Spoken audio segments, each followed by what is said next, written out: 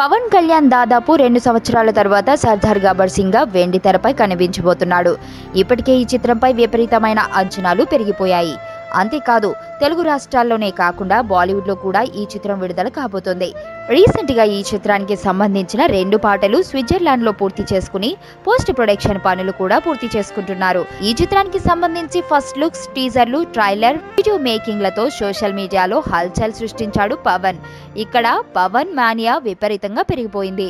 మరోవైపు టికెట్ల హడావిడి పెరిగిపోయింది. అప్పుడే సర్దార్ గబ్బర్ సింగ్ చిత్రం టికెట్లు బ్లాక్ లో అమ్మేస్తూ క్యాష్ కూడా చేసుకుంటున్నారు.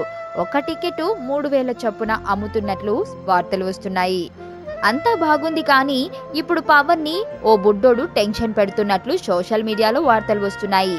అదేంటి, పవన్ అంతటి వాడిని ఓ కుర్రోడు టెన్షన్ పట్టడం ఏంటా అనుకుంటున్నారా? అదేనండి, గతంలో దూరదర్శన్లో జంగిల్ బుక్ అనే కార్టూన్ సీరియల్ వచ్చేది. అప్పట్లో అదంటే ప్రతి ఒక్కరికి ఎంతో ఇష్టంగా ఉండేది. చిన్న పెద్ద అని తేడా లేకుండా అప్పట్లో జంగిల్ బుక్ లో మోగ్లీ చేసే విచిత్రమైన విన్యాసాల్ని టీవీలకు అతుక్కుపోయి మరీ చూసాం. Jungle Book hero Neel Sethi. ఈ సినిమా ట్రైలర్ ఇప్పటికీ సోషల్ మీడియాలో హల్చల్ చేస్తుంది.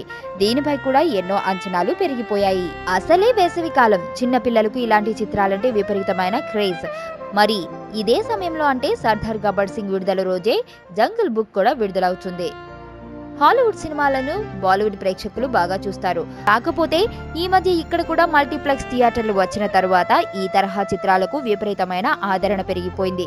ఒకవేళ జంగిల్ బుక్ కి పాజిటివ్ టాక్ వస్తే మాత్రం గబ్బర్ సింగ్ కలెక్షన్లకు కాస్త దెబ్బపడే అవకాశం కనిపిస్తుంది. ఇక అమెరికాలో జంగిల్ బుక్ చిత్రాన్ని ఏప్రిల్ 15న విడుదల చేయనున్నారు. కాబట్టి తొలి వారం పవన్ కలెక్షన్లు బాగానే రాబట్టొచ్చని అంచనా వేస్తున్నారు.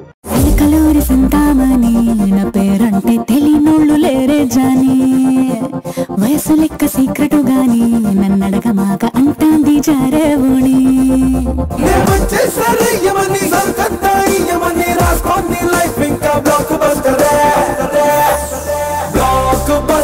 Block buster